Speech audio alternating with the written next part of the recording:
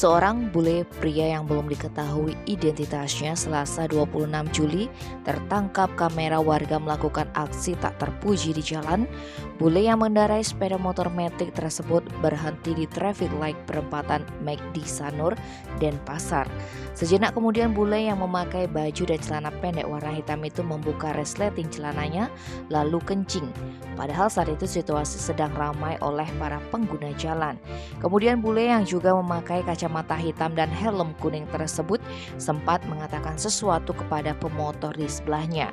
Dikonfirmasi mengenai tindakan tak senonoh itu, Kasat Lantas Polresta Denpasar, Ibtu Niputu Utaryani mengatakan akan menyelidiki perbuatan tersebut meski di luar undang-undang lalu lintas. Begitu juga Kapolsek Denpasar Selatan Kompol Imade Teja Dwi Permana akan menyelidiki bule tersebut meski tak menerima laporan resmi terkait masalah ini. Selain bule kencing di tengah jalan, pada hari yang sama juga ada WNA yang terpantau melakukan aksi vandalisme. Turis yang memakai baju kaos abu-abu dan berambut gondrong terlihat menyemprotkan cat ke tembok di Jalan Guagong, Banjar Santikarya, Kuta Selatan, Badung. Tim Bali Express melaporkan.